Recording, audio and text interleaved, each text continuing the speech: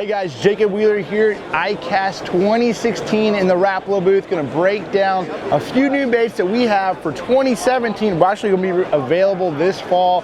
First off is a technique that has been proven over the years to catch a lot of fish and some big ones. You've heard of it, the nail weight or the Neko Rig. Let me show you real quick here.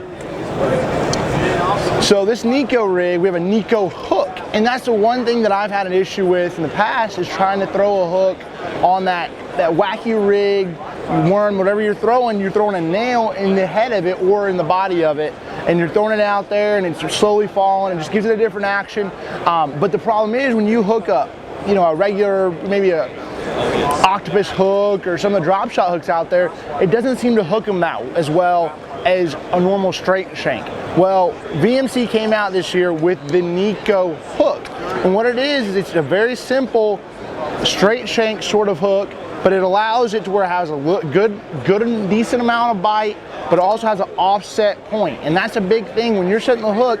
Kentucky Lake this year, on, you know, out there off the ledges, I'm throwing that thing, catching a lot of fish, but the thing was, I never lost one of them.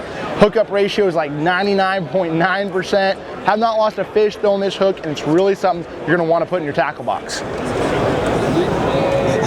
Next is the Neko weights. I mean, you have to have the Neko weights or the nail weight, and you're just gonna shove this in the head of your worm. You know, that's the big thing. The head of your worm, whether you're throwing like a tattletale worm from Gene LaRue is a great worm that I throw. I've caught a lot of fish on it, and that's something like when those fish get up there eating bluegill, or if they're out there on the ledges, it just gives them something different. The big thing about fishing these days is there's so many people out there on the water. You have to be throwing something different in order to catch those fish. You know, right here is the 16th ounce weight. I throw a 16th when I'm fishing shallow and maybe a 3/32 when I'm fishing out deep. So, you know, vary your weights dependent, but a 16th is an all-around skip and dock, something like that. You know, you can use that and catch a lot of fish. Next from VMC that I'm excited about is the new spin jig. And basically what it is it's an underspin, but this is a larger head. So right here is the spin jig, and it's basically an underspin, but what it allows us to do is a 3/4 ounce, has about a 4 or 5/0 VMC hook, a big VMC blade, and the key is with this is when you're fishing offshore, 3/4 ounce, you can throw those swim baits, whether you're throwing like a Bass Tricks or whatever your favorite swim bait is to throw out deep, or a Kitech, something like that. This is a great way to catch more fish offshore. Again, showing those fish something new. They've seen everything under the sun. So throwing something a little bit different is the key in triggering a couple bites, which can mean, you know, hey, getting a check or winning the tournament.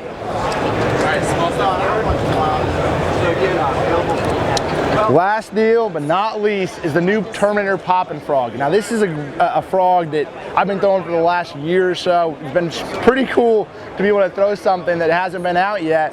And I'm gonna get this one out of there and show you some of the features that I like about it and when to throw it.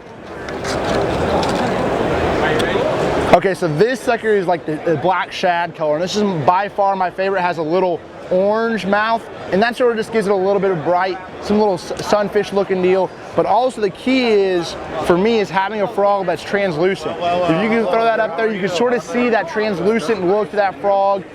The tail is really important, but also if you look in the very back, you have a hole in the back of the frog. And what the hole is for is that water to go out.